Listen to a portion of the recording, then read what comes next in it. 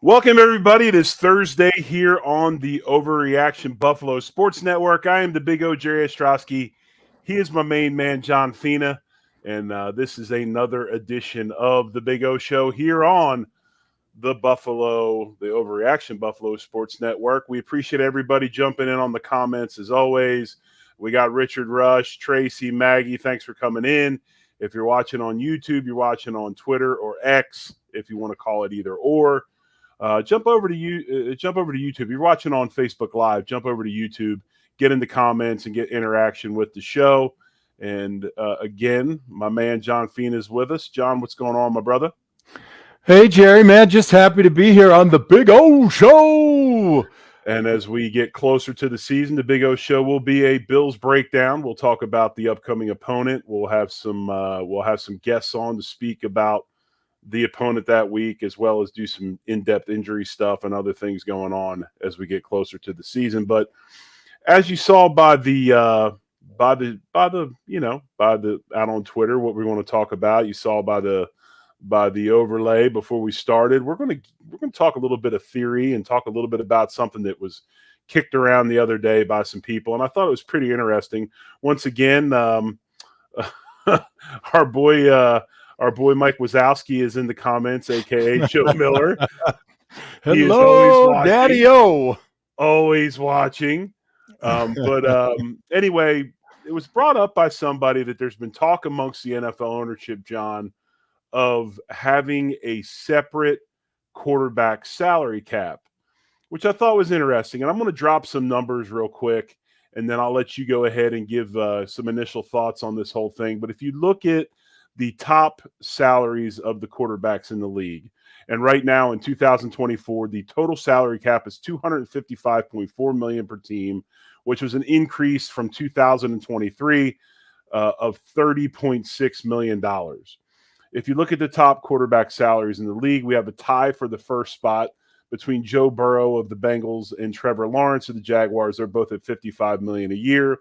And there's some numbers, and real quick before I get into the rest of them, if you want to go online and look, they've kind of got things broken down by first and second year, workout bonuses and all that. But if you look at a one-year hit, Burrow and Lawrence, $55 million a year. Jared Goff of the Lions, $53 million a year in third. Herbert, whatever you want to call him, from the Chargers at $52.5.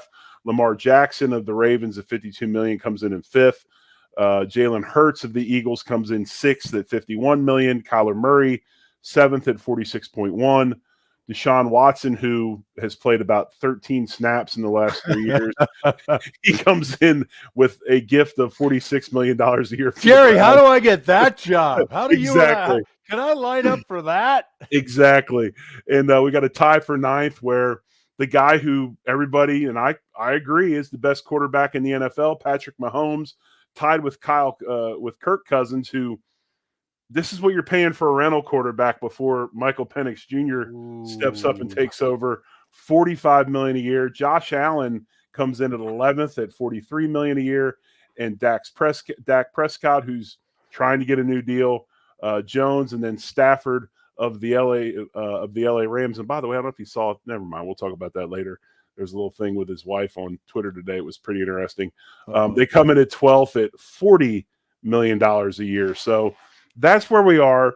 The two guys that are considered the best quarterbacks in the league, you look at Mahomes, you look at Josh Allen, they are 9th and 11th respectively. Add Lamar Jackson, and he's far down that list too. He's fifth, but still, it's like, how do you take in this whole thing? Is this scenario or this idea of a quarterback salary cap separate from the team salary cap? Is that something that you like, something you don't like, something that's doable? Your thoughts on that? Man, I wish I said this out loud about 10 days ago when I thought it. I thought to myself, what a cool idea. Separate the quarterbacks out from the rest of this team, right? Maybe, separate that out, drop the other cap a little bit, gives guys, fourth, fifth, seventh year veterans chance to earn a little bit more money. You can stabilize some of the talent across the team. And I was thinking I was all smart and I was going to put that out there on Twitter. And then, as I always do, I double think, rethink, overthink. And I thought to myself, you know what this really sounds like? I'm like, I got to come up with an analogy for this. This sounds like Jerry O just turned 16 years old. He's been working as a busboy for a long time. He saved up his money. He's got his fresh new driver's license, that sweet haircut that you used to have about 100 years ago. And you walk onto that used car lot and you see a late model Challenger with a fresh new paint job. And it just looks so good. And you picture yourself rolling up into the varsity parking lot with your fresh new car. But then you start looking under the hood, man, and the defects, right? You got to get a new alternator. The exhaust system's blown out. I mean, you need You're new buying it in Buffalo, so the frame's rusty. the interior. You only got an AM radio. You start looking a little bit deeper into this, and the number of problems that come up, I just don't see how they can get over it. There's so many issues with. First of all, it's got to pass the owners, right? The owners are going to have to figure out how this works. Right. And then beyond that, then you're going to have to get to the Players Association and negotiate some kind of a deal. And if you can even get to that point, what does that deal look like? What's the adverse effect on the players, the viewing public? And then the difference between all the owners. I mean, it's a huge can of worms. And then all we're really doing is taking one problem away for another problem to take over. So now there's Jamar Chase. Now there's every wide receiver one who's going to just think to themselves, well, the quarterbacks are out now. I'm just going to fill that void, and we're going to end up with the same issue that we have right now. Right. And that's kind of what this is alluding to. So basically, I'll give my theory on it in a moment. But what you just brought up about wide receivers or other positions sucking up those numbers, okay? And I think that's where you're looking at it. You're looking at it as when you're paying one guy 25% of your salary cap, you then become deficient across the board in paying others. When you look at this list of the top 100 salaries in the NFL, the first non-quarterback comes in at number 17. And that was a deal that was done last month or earlier this month. And that's Justin Jefferson, the wide receiver from the Minnesota Vikings at $35 million a year. The next guy that comes in as a non-quarterback is Nick Bosa at 18 at $34 million a year. If you look at the Buffalo Bills, John, they only have 3 players in the top 100 in the league as far as yearly salary goes. Their next highest paid guy after Josh Allen at 11 is Deion Dawkins at 73. And Deion comes in a little bit over $20 million a year. And then at 74 is Von Miller at $20 million a year. So they only got 3 players in the top 100. A team like the Eagles, they have 6. And what's crazy about the 6, I think at least 3 of them are offensive linemen. I know 3 of them are offensive linemen.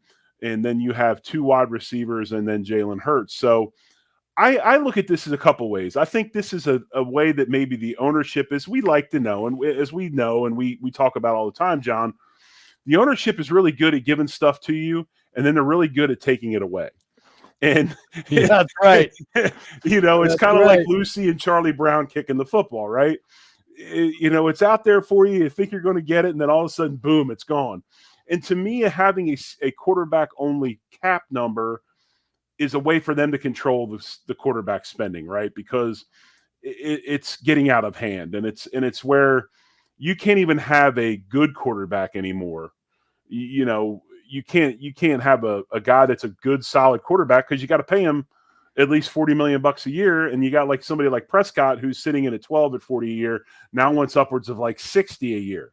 Well, so go ahead. Sorry. So anyway, it controls that number. But then I also look at it as a way to spread the love to the other positions, especially on offense when we've gone through this whole thing. And last year, the hot topic was we're not paying running backs. Well, that's because everybody's running 3 and 4 wide receivers, so you got to pay wide receivers. Why pay running backs?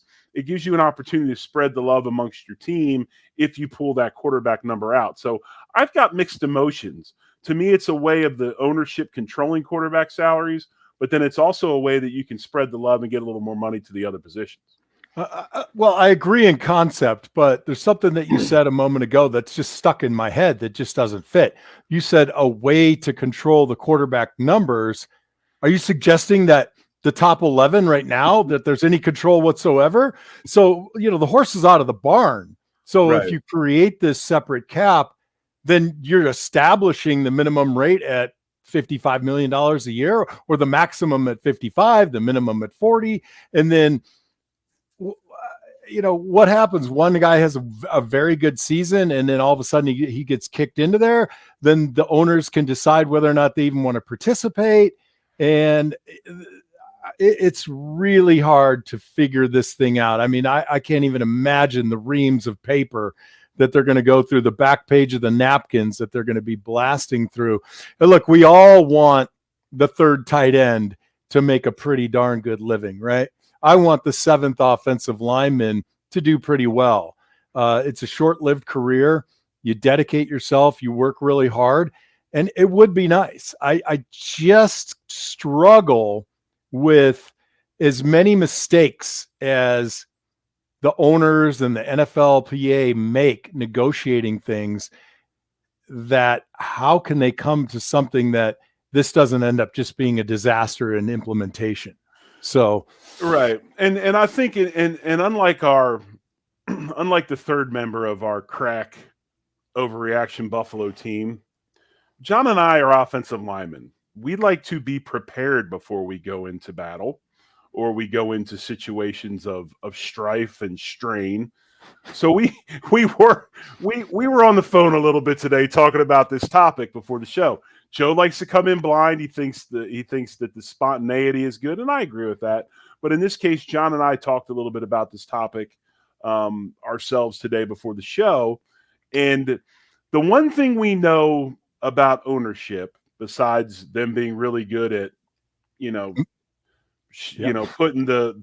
like it's like at the mall, they're on the balcony with the dollar bill on the. Hey, they're cashing checks, baby, and they're not small. Right, right, exactly. The other thing that they're really good at is if they're going to give a bunch of money away, they are going to have a way of getting it back or earning it, right? Because they are not in this business. This is not a charity, right? The NFL is not philanthropic when it comes to the players. So if they do this, if they have a separate quarterback salary cap, and to be honest with you, I don't know if you pull that. I don't know if you have that number pulled out. Maybe you have some concessions, and I'm going to give you an idea of that here in a moment. Maybe the whole number doesn't count against the cap, or they have some different things that they can do. But John and I both know, we both come to agreement, if they do something like this, they want something back. And I would imagine maybe this is a negotiating chip for them to get their 18th game. John, you feel like they might want 20 games. I just don't know that one game's enough. I don't know what you can put up for the owners, because they're going to have to spend more money, right? So someone's got the metrics done. What does one additional game per team mean to the bottom line of the owner? And I know, I can hear it right now. Well, who cares? They got enough money. All owners aren't created equal, right? So the owners that are on the low end of the buying spectrum, that, and look, I don't spend anybody else's money. I'm not going to tell you that this owner has more money than that owner, or they all have the same and they should spend. But what's going to happen is those owners at the bottom who don't even have a quarterback that they can put into that separate zone, why would they be motivated at this point if they haven't identified somebody in the draft? Or what if they drafted the kid out of Alabama and that was their first round choice, and now they don't have anybody, so they're not participating, and all that money is being spent elsewhere? It doesn't give them the option to go after that other quarterback who decides he doesn't like where he is. He's just looking for the money. It's there are so many ripple effect repercussions to this that it just scares me that, as with anything, the best intentions, right, lead you to hell, because I just have very little faith that the spread around is going to stabilize rosters, which is what we all want, right? We all wanted to keep Leonard Floyd. I did. I don't know if you did. But there were a lot of personalities around the league that ended up being, teams were like, well, I got to pay my quarterback, got to pay my wide receiver one. And I don't know that the solution will, in effect, change that. The NFL today did release a new rule as far as roster management goes. You are now able to you're able to add 2 guys off of the IR during the playoffs on top of the 6 you can do during the regular season. So they have added some more roster numbers off the IR to the playoffs. Again, when we're talking increased games and things like that, that's another amount of money that's going to have to be spent, because you're probably going to have to increase rosters, or at least increase practice squads and taxi squads to keep guys in the building, to have fresh bodies to put out on the field. Because when you start talking about 18 to 20 games, attrition is going to be even more ridiculous than it was. Joe hopped in. Joe can't be on live with us, but he did hop in. He said the idea to have a quarterback salary cap is the one reason, and it's the same as the rookie slot salaries. They will be working to reduce the quarterback numbers overall. That's it, to save money. Well, and that may be true. I mean, it's a well-crafted sentence, my man Joe, but the truth is both of those caps will have to continue to grow. Right. And then how are you going to take the current cap and say, you said it was 255 million a year, 2.555, whatever. Now, if you're going to create an extra cap for the quarterbacks, that's not going to reduce by the commensurate number, because then we don't actually achieve the goal. So that might go down by 25, but the other one is 50. Mathematically, the owners are still looking at paying out more money. And then, look, I'm not advocating for the owners, but something that. So, Jerry, what do you think, dude? I'm not for collusion either, but at some point, do you just say, I don't think you're worth it, and you let that quarterback go and level the playing field just by virtue of saying no? I think that there's going to have to be a lot of tough decisions. I mean, when you look at Dallas, and I keep going back to Dallas as an example, because it's the next one, right? It's the next guy is up for a new contract in Prescott. At some point under this current system, NFL teams are going to have to do exactly what you just said, John. They're going to have to say no. And, it's at some point you're going to have to decide, I'm going to go ahead and develop another quarterback, as opposed to keeping this guy who doesn't win a lot of playoff games, if any, doesn't win me championships.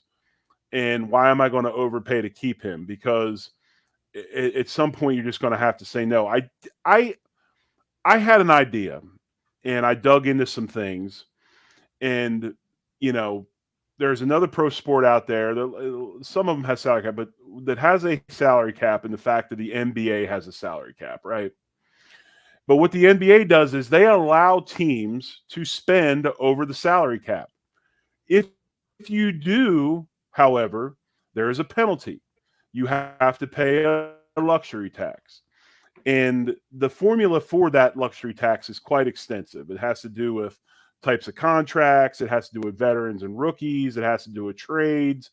How things count and everything are very, very it's very, very foggy. It's very cloudy. There's a lot of different things that go into it. But what they do is every dollar that's spent over the salary cap, they tax it. That number then is cut in half at the end of the season. Half of it goes to the league. The other half of it goes to the teams that have stayed on or under the salary cap. So let me give you a little bit of numbers, just kind of tell you how they do it in the NBA. And if you look, and then they can spend that on salaries.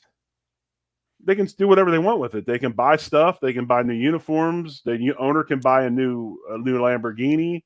They can do whatever they want with it. But it's theirs. So it's their prize for staying under the cap. But this season, 23-24 season in the NBA, the Celtics, for instance, were $18 million over the cap. Okay. All right.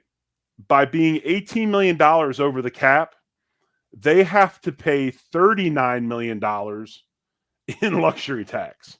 Okay. So their On top of championship, the 18? On top of the 18? no, the 18 is the Okay, number so they it's were over. 18. Okay, right. The number. Plus another So the way 21. this formula works, you take the 18 million, you throw it into this formula that they have, and on the other end, it spits out that they owe the league 39 million bucks.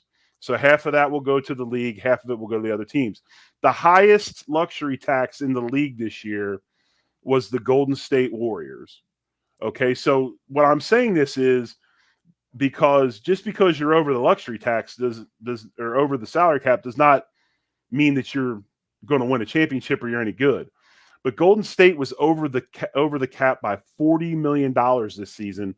They had to pay $176 million in luxury tax. Okay. And Ralph Wilson Sr. says, sounds familiar to the Major League Baseball's luxury tax. It does. I just kind of got into the NBA and went with it. But if you look at the total amount of money that NBA teams played in 23-24, because the bill comes due in June. So your roster is set the last game of the season. Boom, that's your roster. That's your contracts. That's why you see teams dumping players that aren't very good, dumping high-priced players before the trade deadline is to try to get their luxury tax number down. But if you look at the league, they paid a combined $522 million in luxury tax this year in the NBA with all 32 teams. And when you look at it and it got broken down, all the teams that were at or under the cap received $12 million from this tax money. Is a luxury tax something that could be done in the NFL? And maybe it's not necessarily, because I guess it would be, you could kind of gear it towards the quarterbacks or whatever, but is the luxury tax something that can be done in the NFL, or does it hurt parity, and does it hurt what you have in the league right now with small market teams being able to compete with large market teams? Right. Good question. My concern is comparing the NBA and MLB. It's probably mostly pitchers and guys that can hit the ball, right? But to the NFL, comparing those to the NFL, we're really talking about one position. So I just don't know what the effective result is going to be for the recipients of a paltry amount of money after it gets spread around to the other 26 teams. And then how does that get spread around? If I'm the Chicago Bears and I finish at the basement, do I get more than the Buffalo Bills who, made it to the playoffs, but they're still under their cap? So there's some machinations there that don't quite make sense. Like, is there really enough makeup for Chicago then to take those dollars and put them toward the quarterback? And then doesn't that just push them over the cap themselves? So, I understand, Joe had a comment earlier about capping and reducing the speed of inflation of paying the quarterbacks, but both caps will still continue to go up, right? And if you, going back to my original argument against the cap idea, someone else is going to take up that void. And it's like you're going to be wide receivers, maybe an edge rusher. Okay, so that's a problem with that one. For the overage tax, the overage fee, I just don't see the value for the teams that are kind of in a perennial hell against, with bad quarterbacking. And then what do? Then you have more money, and then you're pushing other positions up. And then when you do find that quarterback, then you're putting yourself in that position where you're paying the overage tax. One of the things I did see, and just wanted to say, John, is that, for instance, the two teams in the finals, the Dallas Mavericks were under the cap. They did not have a luxury tax. Celtics were over the cap. We talked about their luxury tax. Another thing that I think you need to look at is, and this is why your theory of going to 20 games eventually probably will take place. How do you make money, right? You play a game at home, correct? And TV, Prime, TV whatever. and stuff, yep. And TV and stuff. But you play games at home is where you get a lot of money made on concessions and parking and ticket sales and PSLs and all those things. If you look at the NBA, they play what? They play 82 games a season, right? So there's 41 home games. You look at Major League Baseball, they play 162 games a season, right? Obviously, the money-making opportunities for those sports are much more higher than the NFL because they play right now 17 games. So that could be an issue. It's obviously the NFLPA and the ownership wants no salary cap because it benefits the players, but it probably makes parity even less significant. It probably makes Makes it worse, makes right? it worse. The super teams will probably come out, but I don't know. I just thought that the luxury tax thing, and maybe if you didn't even do it for the full roster, you did it for the quarterback position, where you have a set amount of money, and it's interesting to me, and it's something I never thought about. It's why I wanted to talk about it. You know, I just, it's not, to me, it's not feasible to continually, just because you play a certain position, you automatically should get $1 more than the guy that signed before you. And I brought this up to my buddy last night, and you and I talked about this a little bit. And I said, well, there's no reason. I mean, Mahomes being the 9th highest paid guy in the league is ridiculous. It's trash. I go, he should have an escalator in his contract, the Will Wolford contract, right? Anytime a tackle made more money than Will, he got $1 more than the tackle that just got paid, right? And he goes, that's not the league's fault. That's not the team's fault. That's Mahomes' fault. His representation should have done a better job. I agree. I agree in part. I think, the biggest solution to this is going to be nothing. Continue as you are. There Right. really doesn't have to be a solution. You're going to continue to see teams kind of strategize, be smarter in the scouting room and the coaching room, and continually remake their teams because of the salary cap. But the smartest thing that can happen, and the best thing that can happen, and I've never been a fan, and I haven't, I don't dislike the person. I'm sure he's a wonderful guy, but I've never really felt like Tua is the solution in Miami, right? So at some point, some owner is just going to have to say, no. Yeah, we think you're good. We think you're 30 million good. Now, if you think you're better than that, let me trot you out this year with the defense you have and go out and win games. And we are going to value you because, and I agree with Joe Miller on this, wins and losses aren't a quarterback stat or are not a quarterback stat, but many people view them that they are. And what happens if he goes out and they finish 8-9? Right. Then you come back and you say, you know what, 55 million, you're out of your mind. We're talking more like 30. We're talking more like 26. You were okay, but for 55, or if you wanted 55, then it should have been it should have been like the Denver Broncos every week. You had the ball 8 times in the game. We built this offense around you. You got to outscore the other guy and wait and sit on it. I think that we're getting ready to see a era of NFL football where the dollar is getting ready to start getting scrutinized a little bit. And I think the ownership's getting ready to tighten up a little bit. And I'm with you, John. At some point, somebody's going to have to say no. And I'm sure there's owners meetings that are covered and there's owners meetings that aren't covered. and you can say what you want, but it's because you look at now what's going on and Roger Goodell having to go out and defend TV deals and defend the direct TV deal and all these, that's why I think we had talked about it on a previous show, the NBA and ESPN buying it, or yes, the NBA, the NFL buying majority of ESPN and turning it into an exclusive place to watch to watch sports or watch the NFL and NBA. I don't see that happening. I don't think our government allows that to happen. And it seems to me like the NFL's getting ready with some of these TV deals they've been doing. They're really having to start answering for these things. Lawsuits cost money. Again, the league doesn't want to pay money. I just really think we're getting ready to come into an era where the dollar is going to be clamped down quite a bit. And I think you're right. To me, the ownership, if they want to control quarterback salaries, you're gonna Yeah, have to say no. they don't want to be in DC with an antitrust FTC issue on their hands, right? With Right. the negotiations with a network or becoming their network are not something that they have an appetite for. But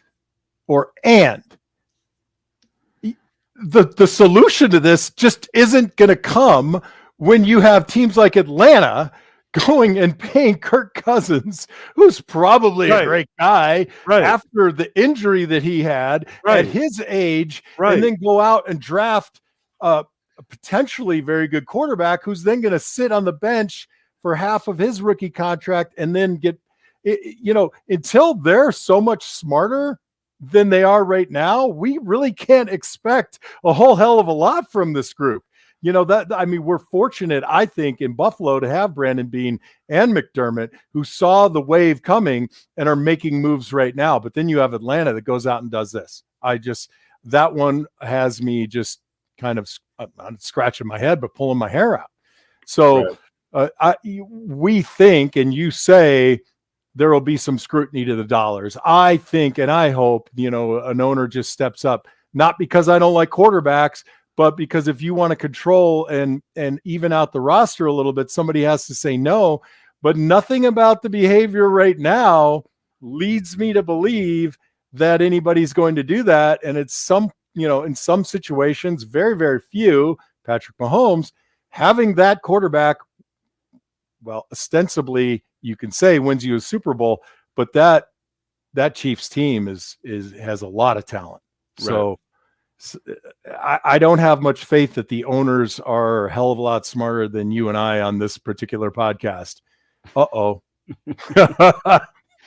Well, the thing that scares me, John, and we're coming up on it, and it's funny how quick this show went because I think it's an interesting topic and we can discuss this for quite a while, but I think the one thing that scares me about all this, and I'm not afraid to say it, is the fact that the players' union in the NFL is weak to me. Okay, I don't think they're super strong. And they've shown that in some of their negotiations, especially the last collective bargaining agreement. And they have been known to fixate upon the shiny thing. The ownership's really good at dangling something out there to get their attention away from the task at hand, which is guaranteeing the players in the league make more money.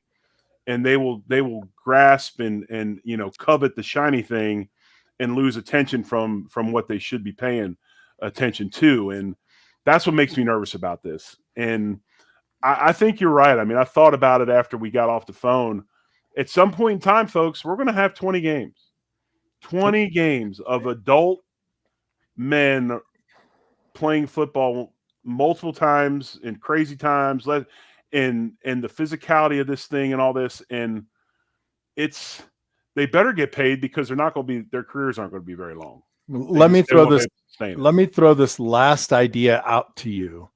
And I don't particularly love it, but I'm thinking, what if there's a sliding scale per position with a minimum and a maximum for that position? And then teams build their rosters based on your defensive philosophy, offensive philosophy, and the plug and play players that you need. So if an edge rusher can only make $18 million a year, right, and only make as little as $4 million a year, then do you start figuring out, we're a 3-man front, we're a 4-man front, we're aggressive, we play the run first, we go after the passer first. This guy, Jerry Ostrowski, fits our philosophy better than this guy, John Fina, and I know that I don't have to pay him $29 million. Now, I don't love the idea, right? But does that achieve the goal? I don't know. I think, the other thing that we failed to talk about that's so prevalent in this discussion is the thing that's kind of the hang up or the snafu of this whole thing is, NFL rosters are at least 53 guys. So you've got umpteen more players than any other pro team, going. Right. That's and right. it was funny. I mean, like we talked about, the NFL salary cap was $255.4 million for 53 plus players. I think the total salary cap for the NBA this year was like 176 or 177 million. Yeah, you think yeah, it's under 2, but it's not that far off, and they've got what, 10? Yeah, well, probably they carry 12 or 13, right, on an NBA Right, roster, but that's right, still a difference of 4 times, right? right. So that number becomes divisible, and it's at probably 25% per player underneath that cap. It's just kind of rough, quick math right there. So, yeah, look, the upside for us NFLites here is that it's the best sport in America. It's got the most eyes on it. It's the most interesting, the most talked about, the most exciting for fantasy. And you really get to see and understand and know the personalities of the players better and better because of social media. And I just think that they're not going to do anything, and the owners have to figure out how to just say no. Right. And I don't have a lot of faith in that. And real quick before we get out of here, Sal says we're forgetting gambling. I'm not forgetting gambling. That's a given. We all know that the league's going to be in the middle of that. I mean, my biggest bet on a sporting event has been in my entire lifetime 25 cents, and I'll tell you why. You got guys walking out on the field of battle, sports battle. No disrespect to our armed forces. I have no idea where that sport fits in the hierarchy of things going on in their lives. They step off the sideline onto the field. They got things going on with their family, their automobile, their contract. Are they focused? I mean, to me, it's crazy. I don't know if you bet on sports, but for me, I'm like, yeah, I'm gonna let that one go. I might bet on golf holes. I do that, but I don't bet on actual sports. I don't really gamble. Period. I'm blessed. God blessed me with the ability to not be, interested in gambling. But anyway, hey, real quick, we thanks everybody for coming on. If you're out there, hit the like button. Go over to YouTube. Please hit the subscribe button. We're pushing to 2,000 subscriptions. We got a lot of big news coming up, folks. We'll hit it. We'll get you that news when we can release it to you. But this show is leveling up. Our network's leveling up, and we'll let you know about it when we can. And if you have comments about this, you want to continue the discussion, go to YouTube and drop some comments on the video. And we always go back through and check them, and we'll get in discussions over there on it as well. But again, thanks for a great Thursday show. This is the Big O Show on the Overaction Sports Network, Overaction Buffalo Sports Network. We'll be back Sunday with another show. And I don't know who's going to be here. We'll figure it out when we get closer to the show. But I'm happy that my guy John's here tonight because this is who I had to talk about this topic with, because obviously John knows a lot about it as well. So I'm the Big O Jerry Strowski. Go ahead, John, real quick. Bro, I love this one. I feel like we birthed the baby, raised the baby, buried the baby, resurrected the baby, and did it all over again. Because there's so many directions to go. Right. Thanks for joining the show in the comments, everybody. See some new names there. Pass it around. Tell a friend. Hit the subscribe button, and we're having a blast. The Big O Show with Jerry O and me, John Fina. Jerry O, I'm going to say it first this time, baby. Go Bills. Go Bills.